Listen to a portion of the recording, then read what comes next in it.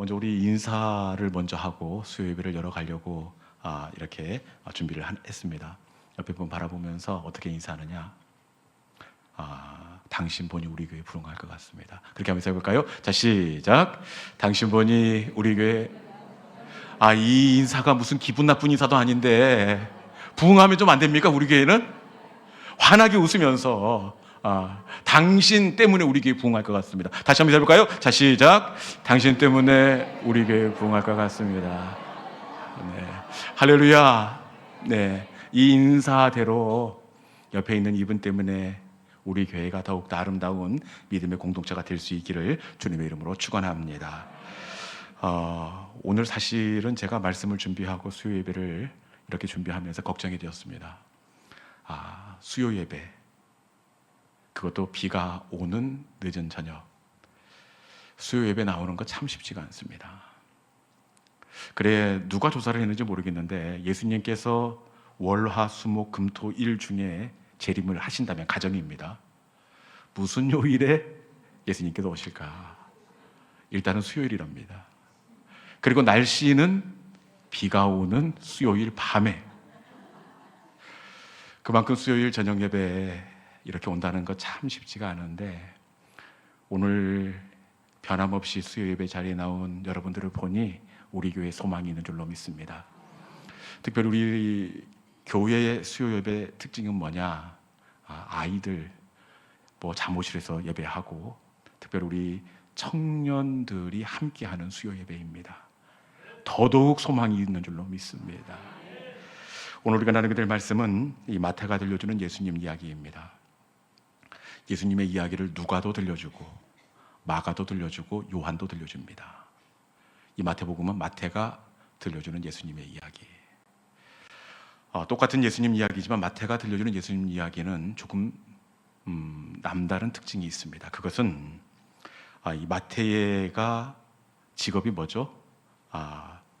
세리입니다. 요즘으로 따지면 세무공무원입니다.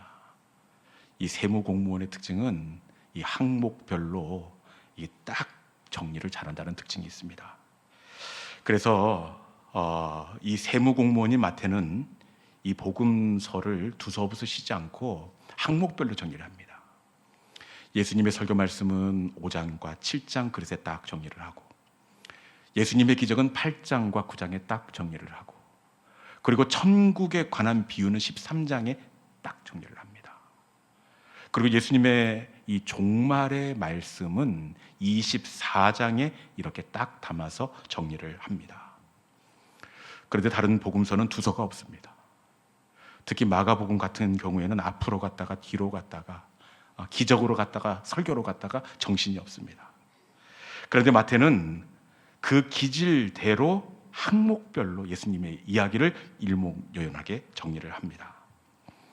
여러분, 하나님은 마태의 기질을 사용해서 정돈된 예수님의 이야기를 기록하십니다. 제가 보니까 하나님은 이 기질대로 사용을 하십니다. 우리가 보기에는 하나님께서 뭔가 변화를 시키시고 뭔가 다듬어서 그 사람을 쓰실 것 같은데, 하나님은 대부분 그 사람이 가지고 있는 기질을 사용하십니다. 마태도 마태의 기질을 사용하셨고, 이 베드로 바꾼 것이 아니라 급하고 다혈질적인 그 베드로의 기질을 사용하십니다. 그리고 소심하고 내성적인 디모데의 기질도 바꾸시는 것이 아니라 이 섬세함으로 디모데의 기질을 사용하십니다. 여러분, 노련한 석수장인은 돌을 쪼거나 다듬지 않습니다. 이 돌을 쌓아서 이 정원을 꾸미는 거 보면 노련한 그 석수장인은 돌을 쪼거나 쪼개지 않고 그 기질을 이용해서 적소에 이렇게 배치하면서 돌을 쌓아갑니다. 그런데 우리 하나님이 그렇다는 겁니다. 우리 하나님은 쪼거나 쪼개거나 새롭게 이렇게 뭔가 변화시키는 것보다는 우리의 있는 모습 그대로를 기질대로 사용하시는 하나님입니다. 하나님께서 우리의 기질을 사용하시면 우리도 요긴하게 하나님의 손에서 모퉁이 돌로 쓰임받게 될 줄로 믿습니다. 이 예배의 자리를 통하여 하나님의 손에 붙잡히는 저와 여러분 될 수 있기를 주님의 이름으로 축원합니다. 이 마태는 기질이 어떤 기질이라고 그랬죠? 정리를 잘하는 그런 기질을 가지고 있습니다. 오늘 우리가 나누게 될 24장은 이 예수님의 파편처럼 흩어져 있던 이 종말에 관한 내용을 24장 이 그릇 속에 마태가 다 넣어서 정리를 합니다. 그래서 학자들은 마태복음 24장을 이 천국장, 아니 종말장 이렇게 이야기를 합니다. 설교를 잘 듣고 있네요. 네. 책마다 이 장마다 별명이 있는데 마태복음 13장 같은 경우에는 천국을 다 담아놔서 천국장, 마태복음 24장은 종말에 관한 장을 다 담아놔서 이 종말장 이렇게 별명을 붙이고 있습니다. 그런데 이 마태복음 24장은 이 전통적인 한국 교회에서는 별로 거론을 하지 않습니다. 이 종말에 대한 이야기를 하면 괜히 이 성도들이 이상한 눈치로 쳐다봅니다. 왜냐? 이단 사이비 그 종파가 이 마지막 때를 가지고 너무나 억지 해석을 하고 무리한 주장을 했기 때문입니다. 모든 사이비의 근본을 쫓아가 보면 대부분 이 종말에 대한 부분이 잘못되어 있는 경우를 우리가 살펴볼 수가 있습니다. 신천지도 보면 요한계시록 종말에 그 부분이 잘못되어 있습니다. 하나님의 교회, JMS 모두 이 종말 마지막 때에 대한 이 무리한 해석이 그들을 이단으로 이렇게 내려앉게 했다는 겁니다. 그래서 이 한국교회에서 이 종말을 이야기하는 것은 조금은 터부시되는 그런 경향이 있습니다.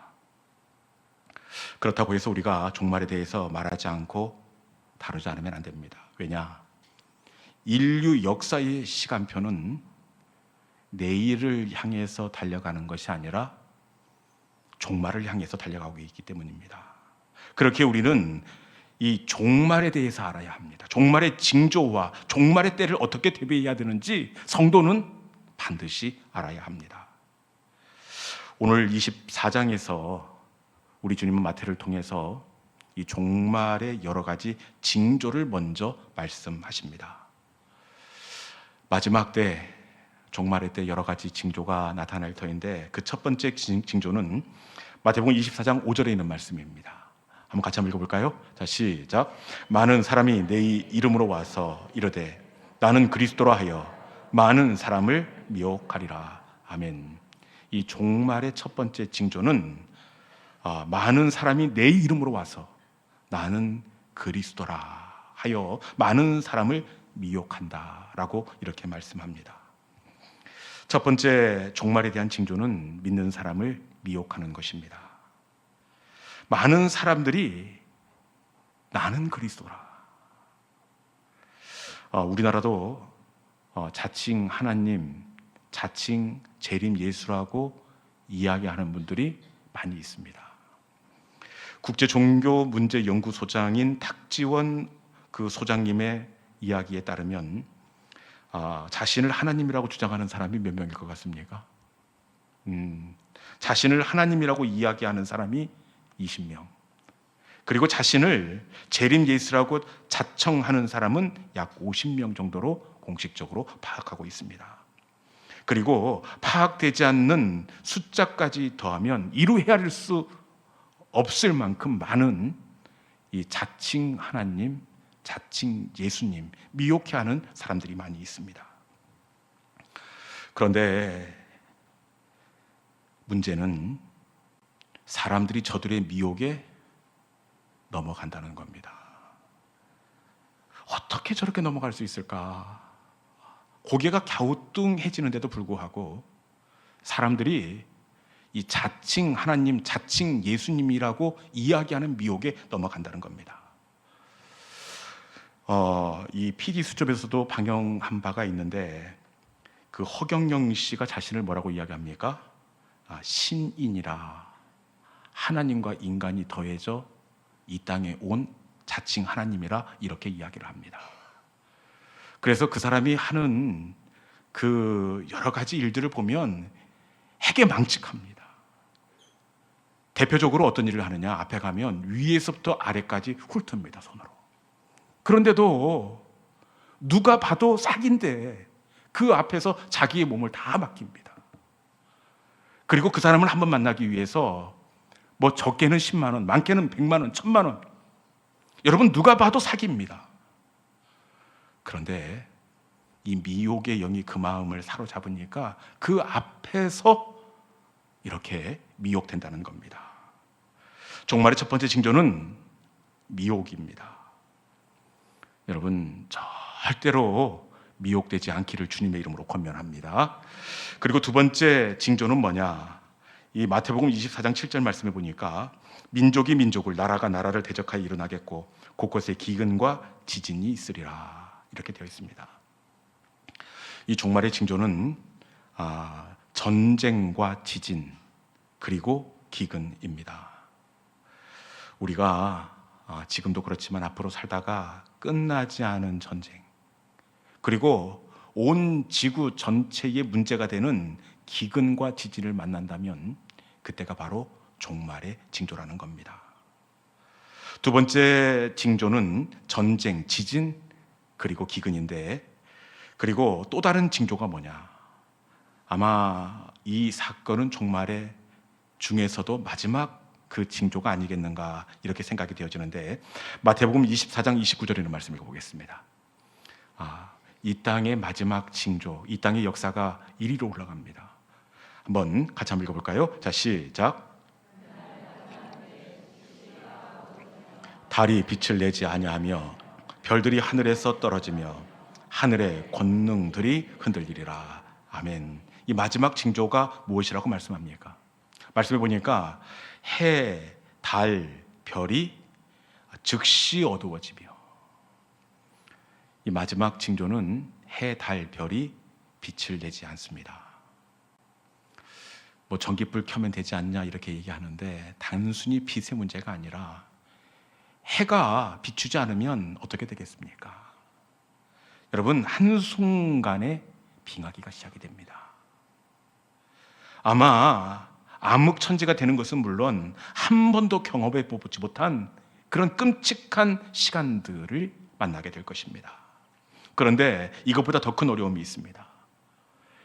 해, 달, 별이 빛을 잃을 뿐만 아니라 그 다음 이어지는 말씀에 보니까 별들이 하늘에서 떨어지며, 이렇게 되어 있습니다. 진짜는 이게 문제입니다. 지구를 둘러싸고 있는 크고 작은 별들이 지구의 중력에 의해서 이 별들이 한순간에 지구로 쏟아지게 되어 있습니다.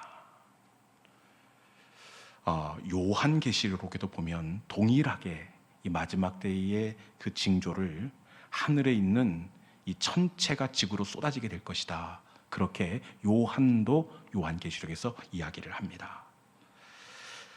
여러분, 가끔 요즘도 지구 돌고 있는 대기권 밖에 있는 운석이 떨어져서 긴장하는 경우가 있습니다.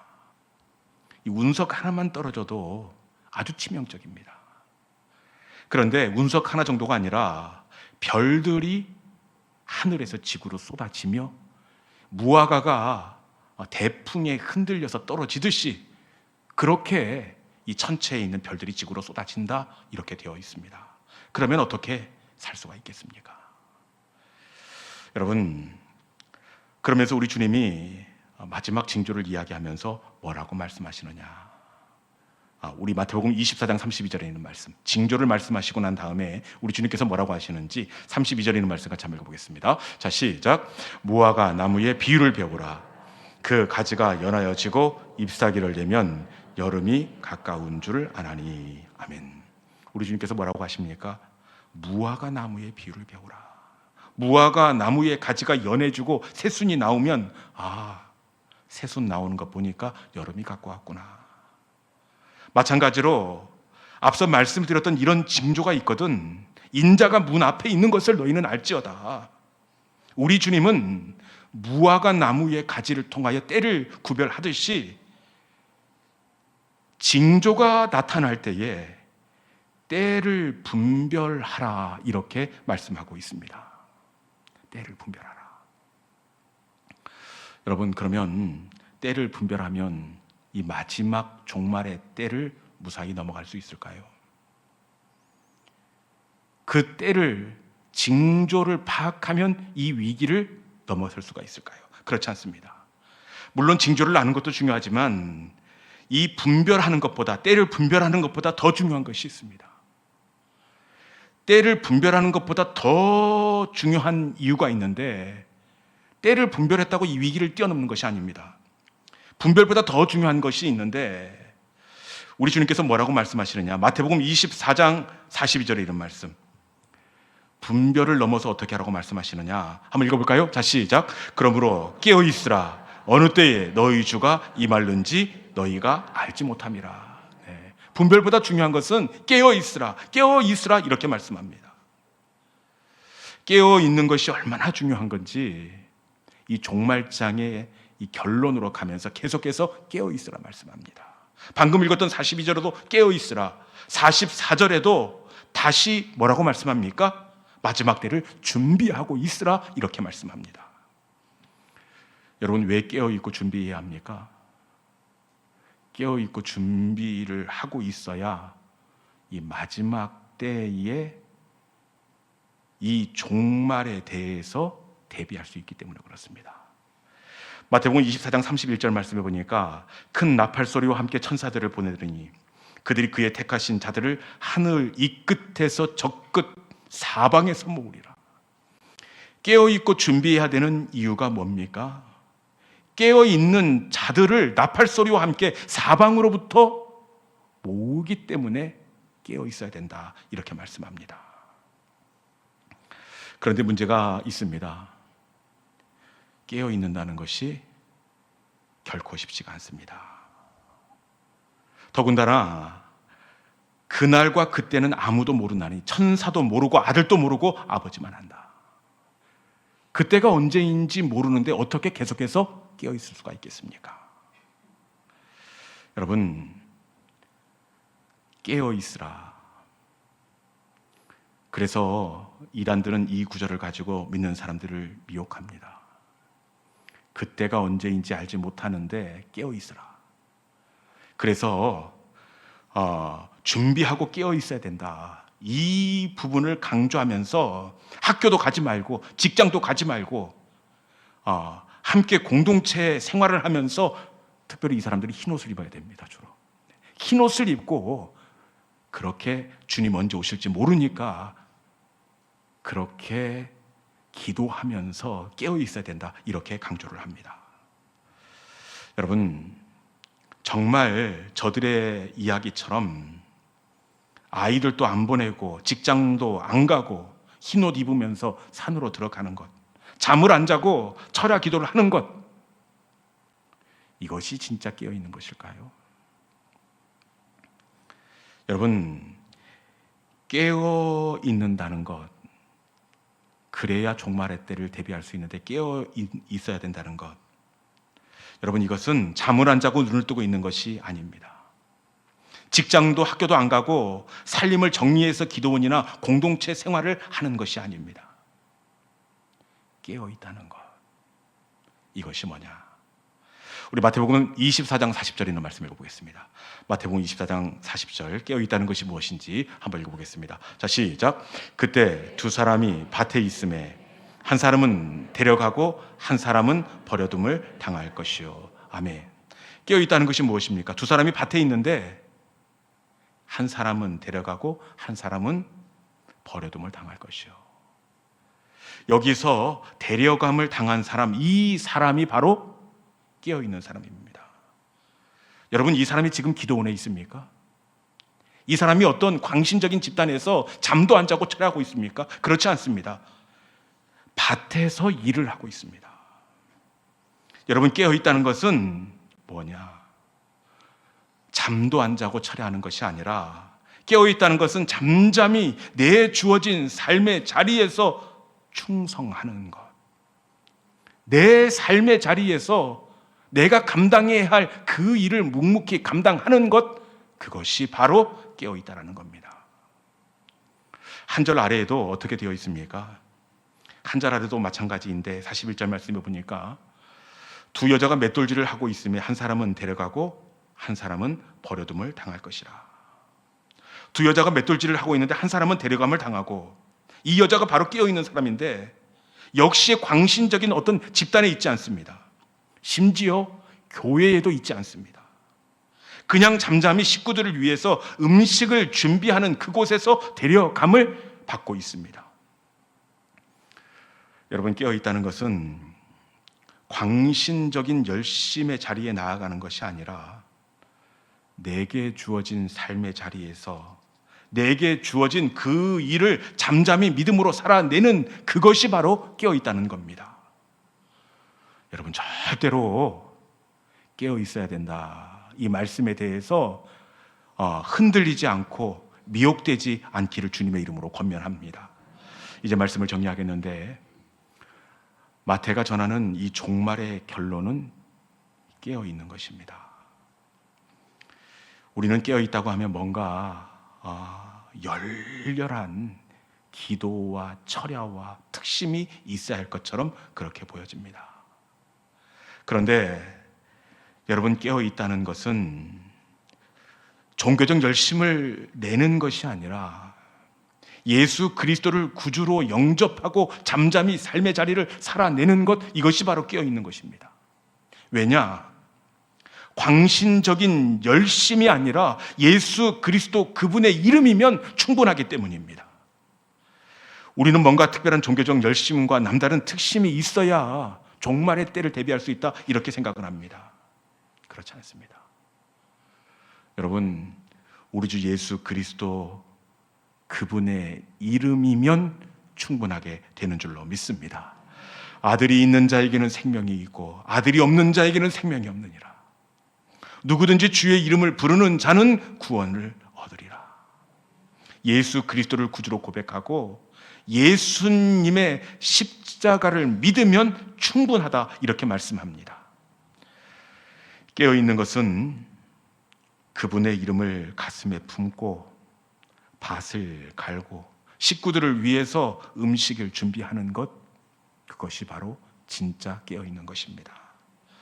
이단들이 흉흉하는 시대에 미혹되지 마시고 삶의 자리를 믿음으로 잘 세워나가는 우리 모든 믿음의 성도들이 될 수 있기를 주님의 이름으로 축원합니다.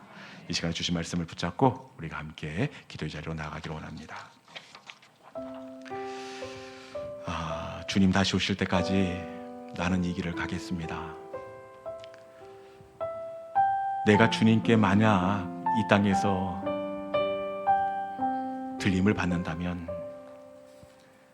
그것은 내가 살아가는 나의 삶의 자리, 가정, 직장, 농가, 밭일 것이다, 이렇게 말씀합니다. 하나님, 우리에게 주어진 그 삶의 자리에서 우리에게 맡겨진 그 일들을 믿음으로 잠잠히 예배하는 삶으로 살아나는 저희들이 되게 하여 주시옵소서. 주님 다시 오실 때까지 내게 주어진 그 자리에서 주님께서 맡겨주신 그 삶의 자리를 하나님 기쁨과 감사로 잘 살아내는 은혜가 있게 하여 주시옵소서. 내게 보내신 그 삶의 자리에서 주님을 예배하기를 원합니다. 주님 다시 오실 때까지 우리 함께 찬양하도록 하겠습니다.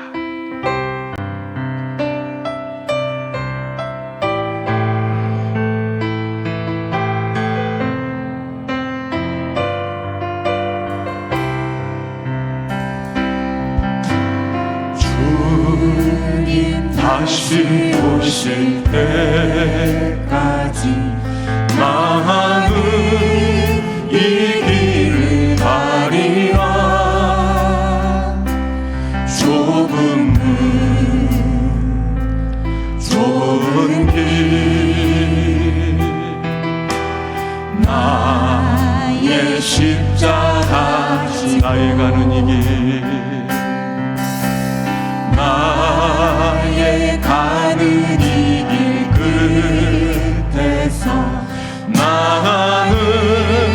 주님을 보리라. 영광의 내 주님 나를 맞아주시.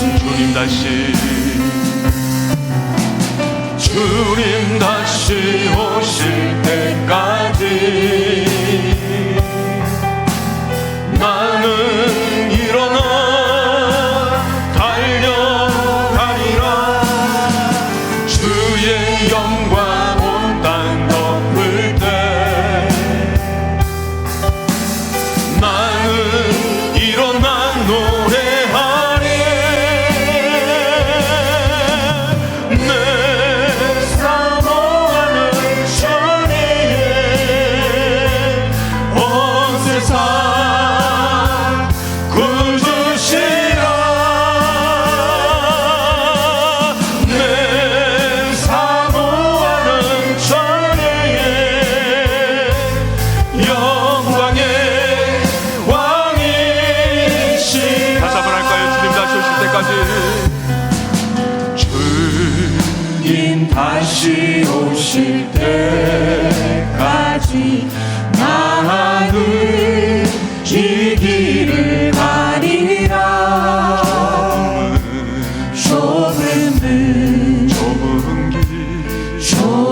길 나의 십자가 지고 나의 가는 이 길, 나의 가는 이 길 끝에서 나는 주님을 보리라. 영광의 내 주님 나를 맞아주시니.